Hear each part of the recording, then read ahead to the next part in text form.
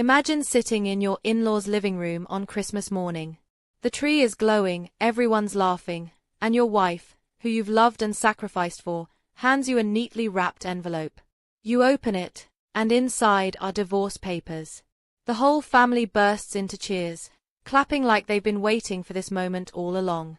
But what they didn't know is that I had my own gift for her.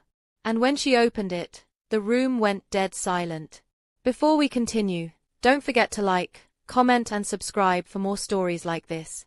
Now let's dive in. Marcus's hands were greasy, his shirt damp with sweat, and the sound of wrenches clanking against metal filled the air. The little auto shop on the south side of Atlanta wasn't much to look at. Faded blue walls, a couple of broken-down cars waiting to be fixed, the smell of oil always hanging in the air. But it was his place. His dream. It was late afternoon when he heard a horn outside. A black BMW pulled up, smoke sneaking out from under the hood. The door opened, and out stepped a woman who immediately made Marcus freeze. She was tall, skin the color of warm honey, long braids falling down her back. She wore a fitted blazer and heels, clearly not someone used to walking into greasy garages. She looked at the smoke and sighed loud enough for Marcus to hear. Marcus wiped his hands on a rag and walked out. You all right?" he asked. She turned to him, her brown eyes sharp but tired. "Cars making this knocking noise." Then smoke started. "My regular mechanic wasn't available, so here I am." Marcus smiled politely. "Lucky for you, I know a thing or two about cars." She raised an eyebrow, half amused. "Well, I hope so. This BMW cost me enough." Marcus chuckled. "Ain't about what it cost. Every car's the same when it breaks down, begging for someone to show it a little love." She smirked at that, clearly not used to mechanics talking like poets. "You sound confident." "I fix cars for a living," Marcus said, opening the hood. "Confidence comes with the job." As he leaned over the engine, she stood there with her arms crossed. He could feel her watching him. He tried to focus on the engine, but her perfume, light, floral, expensive, distracted him. "So what's your name, mechanic?" she asked. "Marcus," he said without looking up. "And you?" "Tasha," she replied. "All right, Tasha. Give me 20 minutes and I'll have this baby humming again." She tilted her head. "Just like that. Just like that." And he did. A loose belt, a small leak, nothing Marcus couldn't handle. When he cranked the engine back to life, Tasha's eyes widened. "You weren't lying," she said, genuinely impressed. "Told you," Marcus said with a grin. For a moment, their eyes lingered on each other. Marcus felt something shift inside him, not just attraction, but curiosity. Who was this woman in her sharp suit, driving her fancy car, yet standing here talking to him like he wasn't just some mechanic? As she got ready to leave, Tasha pulled out her phone. "You got a business card?" Marcus nodded, handing her one. But before he could say anything else, she typed her number into his phone. "In case my car acts up again," she said. Marcus smirked. "Or in case you just wanna talk." She gave a small laugh, shook her head, and walked away. But Marcus noticed the smile that lingered on her lips as she drove off. That night, Marcus lay in bed staring at her number. He didn't text. Not yet. He wanted to play it cool. But over the next few weeks, they started talking, first about cars, then about music, movies, and life. The conversations stretched longer each time. Tasha, the corporate star, and Marcus, the mechanic with big dreams. Two worlds that shouldn't have met. But somehow, they did. When Marcus first met Tasha's family, he was nervous but hopeful. It was a Sunday afternoon, and Tasha drove him to her parents' big brick house in a quiet neighborhood. The lawn was cut sharp, 2 cars gleaming in the driveway. Everything about the place screamed money and order. "Relax," Tasha said, holding his hand as they walked to the door. "They'll love you." Marcus forced a smile. "Yeah, let's hope so." The door opened, and there stood Denise, Tasha's mother. She was dressed in a silk blouse, gold necklace glimmering, her face carrying the kind of expression that judged a man before he even spoke. "Hey, Mama," Tasha said, hugging her. "This is Marcus." Denise's eyes swept over Marcus like a scanner. His button-down shirt was neat, but his hands still carried faint oil stains that wouldn't wash out. "Ham," Denise said flatly. "So you're the mechanic?" "Yes, Marcus said, trying to sound respectful. "Nice to meet you." She nodded but didn't smile. "Come on in." Inside, the house smelled of baked chicken and collard greens. Clarence, Tasha's father, sat in the living room reading the paper. He looked up briefly. "Daddy, this is Marcus," Tasha said. Clarence nodded once. "How you doing?" Then he went back to his paper. The silence was heavy. Marcus tried to make small talk at dinner. "These greens are good, Mrs. Williams. You put turkey neck in them." Denise gave him a quick glance. "Yes. Family recipe." Marcus smiled. "Taste just like my grandma's." Denise said again, clearly uninterested. Throughout the meal, Marcus noticed the small things, the way Denise looked at his shirt sleeves, the way Clarence stayed quiet, the way Tasha's brother chuckled under his breath when Marcus mentioned running his own auto shop. "So Marcus," Denise said finally, "what are your long-term goals? You plan on staying in the garage forever?" Marcus set his fork down slowly. He felt Tasha squeeze his leg under the table, warning him to stay calm. "I run my own shop," Marcus explained. "Business is steady, and I'm hoping to expand. Maybe open a second location in a couple years." Denise raised her eyebrows. "That's interesting. You know, Tasha's been climbing fast at her firm. Project manager now. Head of operations in a few years, God willing." Marcus nodded. "She's amazing. She deserves it all." Denise leaned back, giving a thin smile. "Yes, she does." The room went quiet again. Marcus felt small, like every word he said was being weighed and found lacking. When they left later that night, Marcus exhaled hard as soon as the car doors shut. "Your mama don't like me." Tasha sighed. "She's just protective." "Protective." Marcus shook his head. "She looked at me like I was dirt under her shoe. And your daddy barely spoke." "Daddy's always quiet," Tasha said, trying to laugh it off. "They'll come around." Marcus stared out the window. "Will they?" The visits didn't get better. Each time Marcus came around, Denise asked pointed questions. "So, Marcus, how many mechanics do you have working for you now? Just you? Or, what's your retirement plan, son? Fixing cars forever don't come with a pension." Her tone was sweet on the surface, but the message was sharp. "You're not enough for my daughter." Marcus kept his cool, but inside, he felt his pride burn. One night, after another tense dinner, Marcus said quietly in the car, "Tasha, they don't want me with you." Tasha leaned back with a sigh. "I don't care what they want. I love you, Marcus." Her words calmed him, at least for a while. He told himself love was enough, that her family's opinion didn't matter. But deep down, he felt a storm building.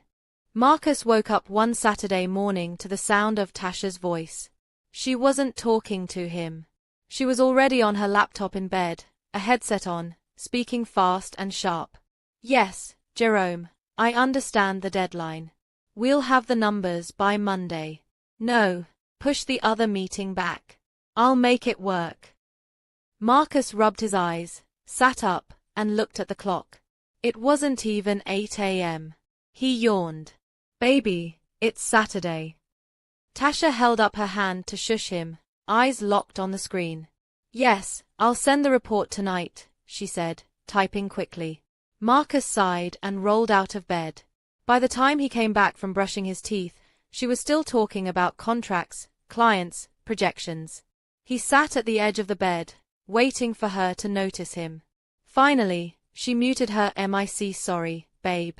It's a big project." Marcus nodded. I get it. Just, don't forget we had plans today. You promised brunch, remember? Tasha gave a guilty smile. I know. I'll make it up to you. Then she unmuted and dove back into work. Marcus stood there staring. In the beginning, Tasha used to light up when she saw him. They'd talk, laugh, joke. Now, it felt like he was competing with her job for her attention, and losing every time. Later that week, Marcus surprised her with dinner. He set the table, lit candles, cooked her favorite dish, garlic shrimp with butter rice. When she walked in, her eyes widened. Marcus, this looks, wow. He smiled, relieved. I figured we needed some us time. She kissed him on the cheek, sat down, and pulled her phone out of her bag. As Marcus served the food, her phone buzzed. She glanced down, frowned, and started typing. Tasha, Marcus said softly. Just one night. No phones. She sighed. It's my boss, Marcus. You don't just ignore him. Marcus clenched his jaw. But you can ignore me. Her head snapped up. Don't do that. Don't make me feel guilty for working hard. I'm not making you feel guilty, Marcus said quietly. I'm just saying. I miss us. For a moment, she softened. Her eyes almost filled with tears. But then she looked back at her phone, wiped them quickly, and said, I'll be right back. Marcus sat at the table alone, staring at the flickering candles. The months rolled on, and the gap widened. Tasha kept getting promotions. Every time she came home with good news, Marcus would clap for her, hug her, tell her how proud he was. But inside, he felt like she was moving up and leaving him behind. His auto shop kept him busy. He had a steady flow of customers. But compared to her salary, it felt small. He didn't envy her money, but he envied the way it seemed to make her see herself differently, and him differently too.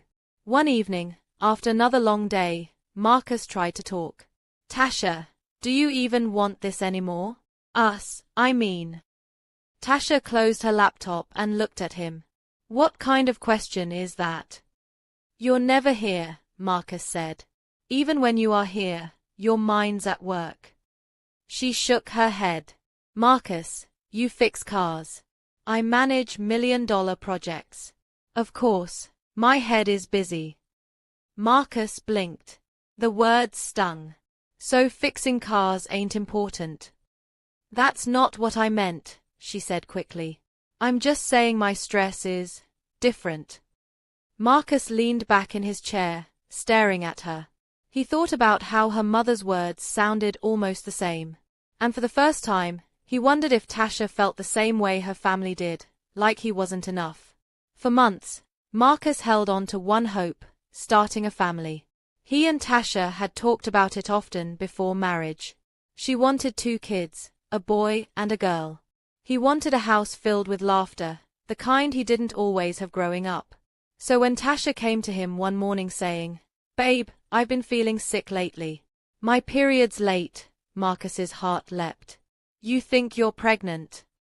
Maybe, she said with a nervous smile. Marcus wrapped her in a hug. Lord, please let it be. They booked an appointment and sat together in the doctor's office. Marcus held her hand tight as the doctor ran tests. They waited, hearts racing. Finally, the doctor came in, holding a chart. His voice was calm. I'm sorry, but the test was negative. You're not pregnant. Marcus's heart sank. He looked at Tasha, but she kept her face blank. The doctor continued, but I do want to mention something. Based on your workload and lifestyle, Tasha, the stress you're under makes it harder for your body to prepare for pregnancy. Stress can disrupt cycles, hormones, everything. Marcus turned to her. Hear that, babe? Maybe it's time to slow down a little. Tasha forced a smile at the doctor. Thank you. But in the car ride home, she said nothing. She stared out the window, phone buzzing non-stop. Marcus waited. So, what do you think? Think about what? She asked flatly. The doctor said you need to slow down. We want a baby, right? Tasha's jaw tightened. Marcus, don't start. I'm not starting, he said, voice rising. I'm just saying, if we want a child, something's gotta give. She snapped her head toward him. So now you're telling me to quit my job? To throw away everything I've worked for? I didn't say quit, Marcus replied. I'm saying maybe don't take every single project that comes your way. Make space for us. Her voice grew sharper. You just can't handle it, can you? You can't handle that I make more money. That I'm successful. Marcus froze. What? Where is this coming from? Her eyes were blazing now. My mama was right about you. You're threatened. You're insecure. You don't fit where I'm going. The words hit Marcus like knives. He stared at her, his mouth open but no words coming out. Finally, he whispered, all I wanted was to build a family with you. That's it. Tasha turned back to her phone. Well, maybe you should focus on your garage and leave my career alone. The car went silent. Marcus's chest ached. That was the night he realized something was breaking. Days passed, but Tasha never brought up the doctor again. She didn't slow down. If anything, she pushed harder. More late nights. More business trips. More distance. Marcus stopped mentioning kids. He stopped asking. He just watched her drift further away, feeling like a stranger in his own marriage. At night, he would roll over and look at her scrolling through emails in the dark, her face lit up by the glow of the screen. He'd whisper, "Good night, Tasha." She'd mumble back, ham," without even looking at him. And Marcus would stare at the ceiling, wondering how love that once felt so strong had turned into this heavy silence. The first time Marcus felt it for real, it was a Thursday night. Tasha had come home late again, saying she was just grabbing drinks with co-workers. She slipped out of her heels at the door, walked past Marcus on the couch, and headed straight for the bedroom without so much as a kiss on the cheek. Marcus followed. Tasha, we need to talk. She sighed, peeling off her blazer. Marcus, I'm tired. You're always tired, Marcus said, his voice cracking a little. Tasha turned, her face unreadable. What do you want me to say? Work drains me. Marcus stared at her. Work drains you, but you got energy for everybody else. Not me. Her lips pressed tight, but she didn't answer. She climbed into bed, picked up her phone, and started typing. Marcus stood in the doorway, his heart pounding. He wanted to ask who she was texting, but he already knew he wouldn't like the answer. Weeks passed like this. Short answers. Silent dinners. Tasha always with her phone, her laughter reserved for someone on the other end of the screen. One night, Marcus got home from the shop earlier than usual. He cooked spaghetti, hoping she'd appreciate the gesture. When she walked in, she glanced at the table and said, "Oh, you cooked." Marcus smiled weakly. "Yeah. Thought we could eat together. Like old times." She sat down, took a single bite, then her phone buzzed. She glanced at the screen and giggled. Marcus's chest tightened. "Who's that?" "Just a friend from work," she said quickly, shoving another bite in her mouth. Marcus set his fork down. "What kind of friend makes you laugh like that when your husband is sitting right here?" Tasha looked up, her eyes cold. "Don't start." Marcus leaned forward. "I'm your husband, Tasha. You should be laughing with me, not hiding behind that phone." She slammed the fork down. "Stop acting insecure. It's not always about you." The words stung. Marcus sat back, staring at the woman he once thought he knew. That night, when she fell asleep, Marcus lay awake beside her, staring at the ceiling. He felt like a ghost in his own house. The breaking point came 2 weeks later. Marcus walked into the bedroom and froze. Tasha had fallen asleep with her phone still glowing in her hand. The screen lit her face, peaceful and soft. But Marcus's eyes weren't on her. They were on the words in the message thread. He picked up the phone carefully, his hands trembling. At the top of the chat, Donnell read heart hash. Marcus's chest tightened. He scrolled. Donnell, baby, when you leaving him for real? You know you deserve better. Tasha, soon. Just waiting for the right time. Donnell, don't drag it. We both know you checked out of that marriage a long time ago. Tasha, you right. I'm filing soon. I can't keep pretending. Marcus's breath caught in his throat. He felt like the room was spinning. His wife, the woman he cooked for, prayed with, dreamed with, was planning her exit with another man. He scrolled further. Photos. Selfies of Tasha with Donnell, not too close but close enough. And then words he couldn't unread. Donnell, last night was amazing.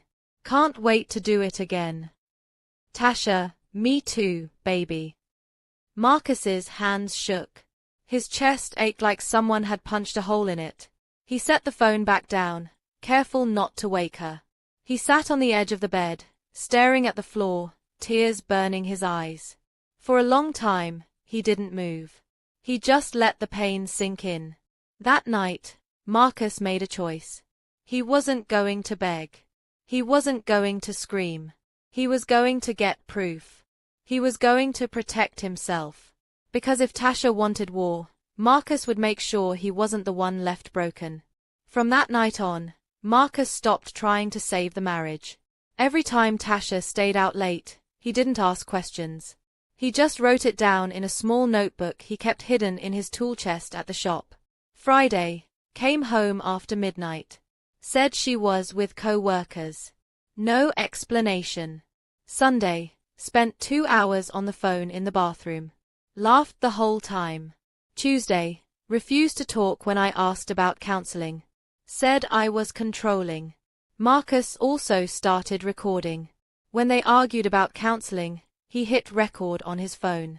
Tasha, I just want us to try counseling. Just one session. Her voice was sharp, cold.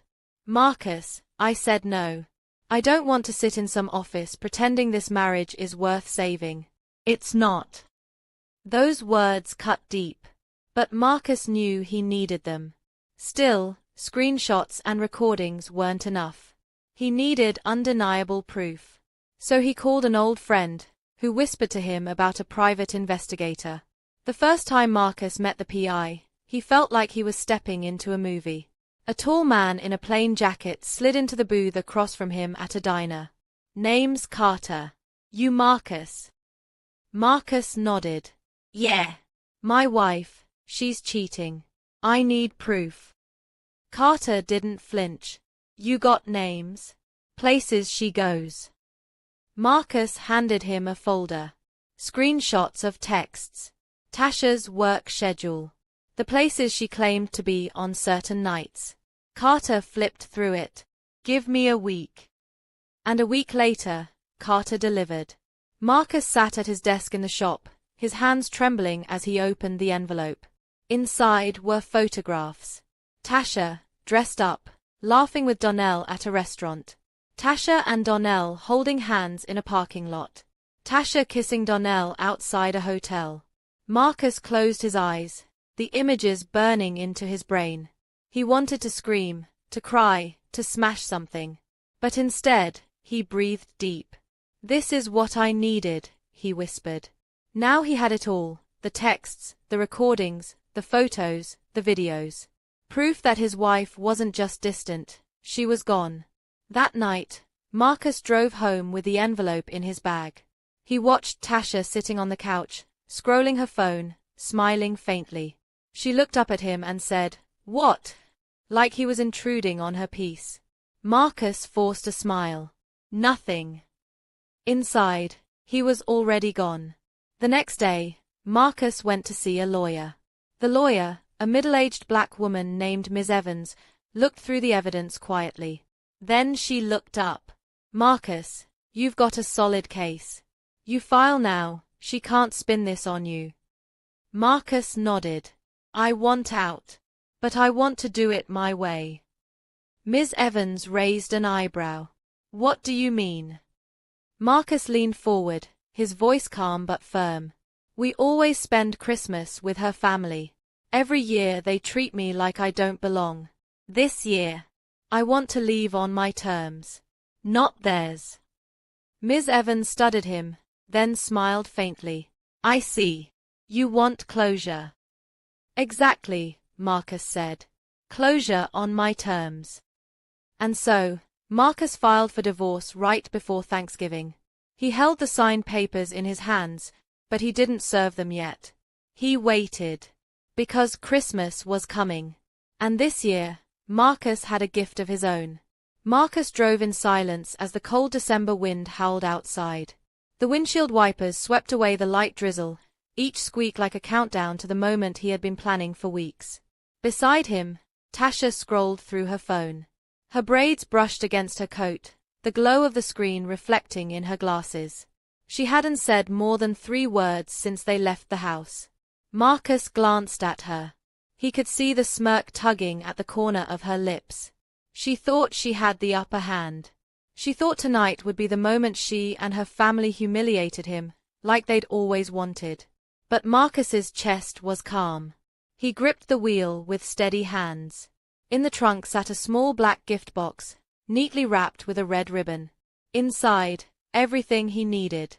You quiet, Tasha said suddenly, breaking the silence. Marcus kept his eyes on the road.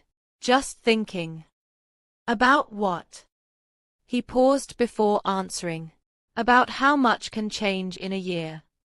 She gave a small laugh, like he'd told a joke she didn't get. Then she went back to scrolling. When they pulled into her parents' driveway, the house was lit up with Christmas lights, glowing red and gold. The sound of laughter spilled from inside as the door opened. Baby! You made it! Denise, Tasha's mother, hugged her daughter tight. Her eyes flicked to Marcus, cold as ever. Marcus! Evening, Mrs. Williams, Marcus said politely. Clarence, her father, gave him the usual half-hearted nod. Inside, the house smelled of baked ham, macaroni and cheese, collard greens, and sweet potato pie. Kids ran around the living room, tearing through wrapping paper. Aunts and uncles crowded the couches, everyone buzzing with cheer. Except Marcus. He stayed near the back, watching it all with quiet eyes. He had spent years in this house, years being treated like an outsider, like he wasn't good enough. Tonight, they would see him differently. At dinner, Denise leaned across the table, her voice loud enough for everyone to hear. So, Marcus, how's the little garage doing? Still just you working there? Marcus stabbed his fork into his ham slowly. He didn't answer right away. Business is steady. Ham, Denise said, her smile tight. Well, steady is something, I guess. Meanwhile, our Tasha just got another promotion. She's leading a whole division now. God is good. The table erupted in claps and cheers. Marcus forced a smile. That's great. I'm proud of her. Denise's eyes gleamed. As you should be. Not everyone can keep up with her, though. A few relatives chuckled. Tasha smirked into her wine glass. Marcus's stomach burned, but he stayed calm. He wasn't here to argue. He was here to finish this. Later that night, everyone gathered in the living room. The tree sparkled with ornaments, and gifts piled high underneath. Laughter filled the air as wrapping paper flew, kids screamed with joy, and adults passed presents across the room. Marcus sat in the corner armchair, watching. Waiting. Finally, Tasha stood, holding a neatly wrapped envelope. Her heels clicked against the hardwood as she walked over to him, a wide smile plastered across her face. Merry Christmas, Marcus, she said sweetly. The whole family turned to watch. Denise's eyes glittered. Clarence even looked up from his glass. Marcus took the envelope slowly, sliding his finger under the flap. He already knew what was inside, but the room still seemed to shrink as he pulled out the papers. Divorce papers. Filed days before. Signed only by her. Gasps and chuckles rippled around the room. Someone clapped. Someone else whistled. About time, one cousin shouted. Denise laughed, clapping her hands together. Finally, baby. Finally. Marcus stared at the papers, his face unreadable. Inside, his heart was steady as a drum. This was the moment he had been waiting for. He looked up at Tasha, who stood tall, her chin high, victory shining in her eyes. Funny, Marcus said softly, his voice carrying across the room. I got you something too. The laughter died down. Tasha frowned, confused. What do you mean? Marcus reached behind his chair and lifted the small black box wrapped in red ribbon. He handed it to her calmly. Merry Christmas, Tasha. She blinked, caught off guard. The family leaned forward, curiosity buzzing through the room. Tasha smirked, trying to keep her confidence. She untied the ribbon, lifted the lid, then froze. Her smile vanished. Inside, stacked neatly, were his own divorce papers, already signed. On top of them lay printed photographs. Tasha and Donnell laughing at a restaurant, holding hands in a parking lot, kissing outside a hotel. Gasps filled the room. What's that? An aunt whispered. Tasha's face drained of color. Marcus, what is this? Marcus's voice was calm, steady. Proof. Proof of who you really are when you're not playing the perfect daughter, the perfect career woman. He leaned forward slightly. Go ahead. Show your mama the next picture. With shaking hands, Tasha lifted the photos. The room fell silent. Denise's eyes narrowed as she saw her daughter wrapped up in another man's arms. Clarence set his glass down hard. Marcus wasn't done. And that's not all. He reached into his pocket and held up a small USB drive. You'll want to watch the videos on here. Not now, though. Not in front of your family. A ripple of whispers broke through the silence. Denise stood suddenly. Marcus, you need to leave. Marcus looked straight at her. Oh, I'll leave. But first, let me say this. He rose to his feet, papers still in hand. His voice rang out, clear and firm. I may not have been the man your family wanted for her. I may not have had the big salary, the fancy title. But I was loyal. I was faithful. I gave her everything I had. And this, he lifted the photos, is how she repaid me. No one spoke. Even the kids had gone quiet, sensing the weight in the room. Marcus turned back to Tasha. Her eyes were wide, her lips trembling. She looked smaller than he had ever seen her. We both got what we came for, Marcus said, sliding the papers back into the envelope. You got your divorce. And I got my dignity. He walked toward the door, his steps slow but steady.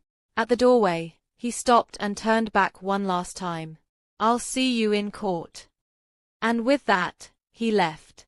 Outside, the cold air hit his face, but it felt like freedom. For the first time in months, Marcus could breathe. Behind him, through the closed door, he heard raised voices, Denise demanding explanations, relatives whispering in shock, Tasha crying. But Marcus didn't look back. He walked to his car, slid into the driver's seat, and gripped the steering wheel. His chest hurt, yes. His heart still ached. But beneath it all, a calmness settled in. Because the game they thought they were playing with him, he had flipped the board. The day of the first hearing, Marcus sat outside the courthouse on a stone bench, staring at the building. His suit felt stiff, his tie strangling him. He wasn't nervous about the case itself. His evidence was ironclad. What he feared was the story Tasha would try to tell. He knew she would paint herself as the victim, twist the truth, and drag his name through the mud. Mr. Green. Marcus looked up. It was Ms. Evans, his lawyer. She adjusted her glasses, gave him a reassuring nod. We're ready. Inside the courtroom, the air was cold and tense. Tasha sat at the opposite table in a sharp grey suit, her hair pulled back tight, her expression stone. Donnell wasn't there, But Marcus noticed her family sitting behind her, her mother Denise with that same judgmental stare, her father Clarence, silent as ever, and her brother smirking like he already knew the outcome. When the judge entered, everyone stood. Marcus whispered a prayer under his breath. Lord, let the truth speak louder than the lies. The case began. Tasha's lawyer went first. A tall man with a smooth voice, he painted Marcus as a man who was emotionally distant, unmotivated, and insecure in his wife's success. He claimed Marcus had neglected Tasha, failed to grow in his career, and became a weight she could no longer carry. Tasha sat there nodding, looking like a woman scorned. At one point she even dabbed at her eyes with a tissue. Marcus clenched his fists under the table, but Ms. Evans leaned over and whispered, "Don't react. Let her dig her own hole." When it was their turn, Ms. Evans stood. "Your Honor, this case is not about ambition. It is not about who made more money.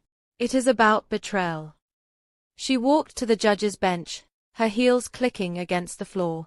"We have concrete evidence that Mrs. Green not only engaged in an extramarital affair, but also plotted to humiliate and discard her husband in front of her family. We have texts, photographs, audio recordings, and eyewitness accounts." The judge raised an eyebrow. "Proceed." That's when Ms. Evans brought out the folder.